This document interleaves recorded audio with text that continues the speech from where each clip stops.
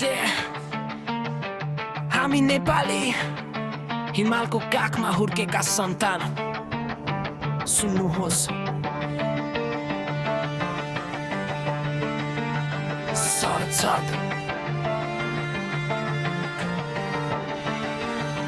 हामी नेपाली पुर्खाको पसिनाले बनेको देश रगतले सिन्चेको यो माटो हाम्रो विशेष 4036 वरुणको फुलबारी मिलेर बसेको थियो गाउँ गरभारी संसारको शिर माउन्ट एभरेस्ट यही छ शान्तिका दूत गौतममा बुद्धको जन्मभूमि यही छ ठुला शक्तिशाली राष्ट्रको बीचमा पनि कहिल्यै नछुकेको हाम्रो नेपाली धरती तर आज किन अन्धकार छ बाटोमा किन आँसु मात्रै देखिन्छ जनताको आँखामा जनताको पीडा बेचेर सत्ता खाने नेताहरू देश डुबाएर आफै बन्ने धनीहरू साँच्चै नै शक्तिले सरापेको देश हो कि गरिबको पीडा कहिल्यै नसकिने लेख हो कि सुकुम्बासी हुकुम्बासी भन्दै देश टुटिन्छ युवाको सपना बिस्तारै मरेर हराउँछ अब कसको भर पर्ने कहाँ जाने हामी आशा गर्ने ठाउँ छैन रित्तियो मन पनि यो मुटुभित्र नेपाल अझै बाँचेको छ सास रहेसम्म मायाले यो देश ठानेको छ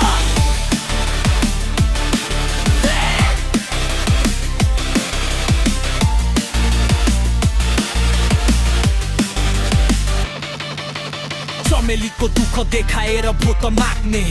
कुर्सी पाएपछि जनतालाई बिर्स्ने बाटो छैन काम छैन युवा विदेशिन्छन् आमाको आँखाबाट चुपचाप आँसु झर्छन् कसैको महल छ कसैको टहरो कसैले खान्छ सुनन् कसैलाई छैन छानो न्याय खोज्दा आवाज दबाइन्छ यहाँ सके बोल्ने मान्छे किन हराउँछ यहाँ हामी हौ